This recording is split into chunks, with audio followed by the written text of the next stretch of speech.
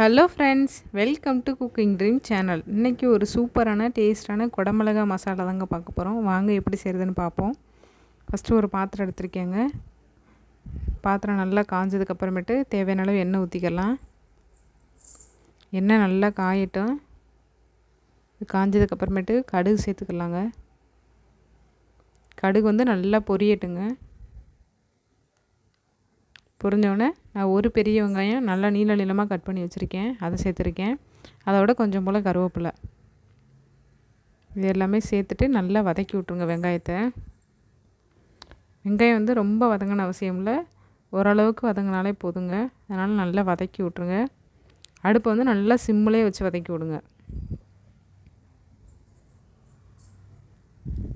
வெங்காயம் வந்து நல்லா வதங்கியிருக்கு. இப்போ இதில் தக்காளி சேர்த்துருக்கேன்.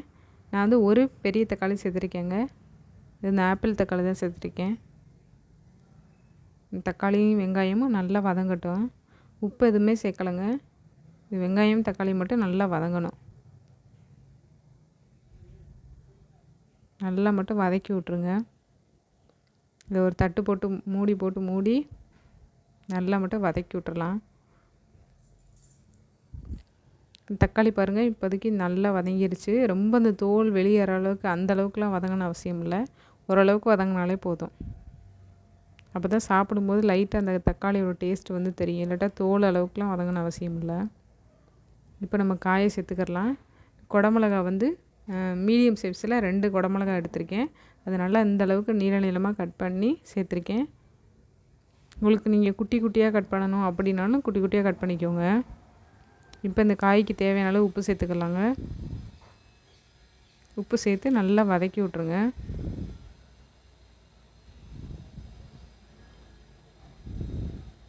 தண்ணி எதுவுமே ஊற்ற வேண்டாம். இந்த காயில் இருக்கிற தண்ணியிலே சீக்கிரமே வதங்கிடும் காய்.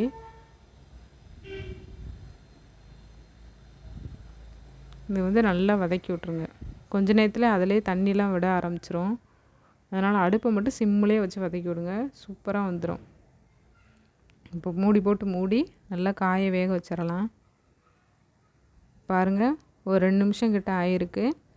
இப்போ இடையில எடுத்து கிண்டி விட்றேன். பாருங்கள், காயிலேருந்து நல்லாவே தண்ணி வந்திருக்கு.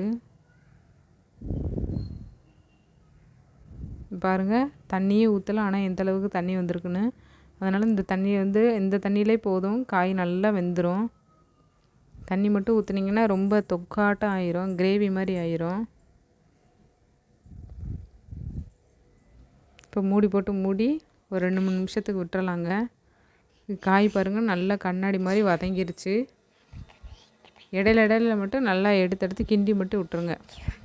பாருங்கள், சுத்தமாக தண்ணியே இல்லை, காயும் நல்லா வெந்துருச்சு. இப்போ இதில் மசாலா சேர்த்துக்கலாம். ஒரு 1/4 ஸ்பூன் மஞ்சள் தூள், அதுக்கப்புறம் காரத்துக்கு 1 ஸ்பூன் மிளகாத்தூள் சேர்த்துருக்கேன். அதோட ஒரு 1/2 ஸ்பூன் மல்லித்தூள், இது எல்லாத்தையும் சேர்த்து நல்லா வதக்கி விட்ருங்க. உங்களுக்கு விருப்பமான சிக்கன் பொடி இருக்குல்ல, கடையில் விற்பாங்கள்ல, அந்த மசாலா கூட சேர்த்துக்கிறலாம் வேணும்னா. அது வந்து இன்னும் கொஞ்சம் காரமாக இருக்கும். அப்படி இல்லை, நீங்கள் வீட்டிலே ப்ரிப்பேர் பண்ணுற மசாலா சேர்த்துக்கிறதுனா இந்த மாதிரி சேர்த்துக்கோங்க. இது சூப்பராக இருக்கும். உங்களுக்கு அதோட டேஸ்ட்டு ஃப்ளேவர் ரொம்ப பிடிக்கும் அப்படின்னா சிக்கன் மசாலா கூட சேர்த்துக்கிறலாம். இது போட்டு நல்லா வதக்கி விட்டுட்டு இப்போ மூடி நல்லா அந்த மசாலாவோட பச்சை வாசனைலாம் போகட்டும். நல்லா மூடி வச்சாச்சு. பாருங்கள், இந்த மசாலாவோட பச்சை வாசனைலாம் போய் காயும் சூப்பராக வெந்திருக்கு.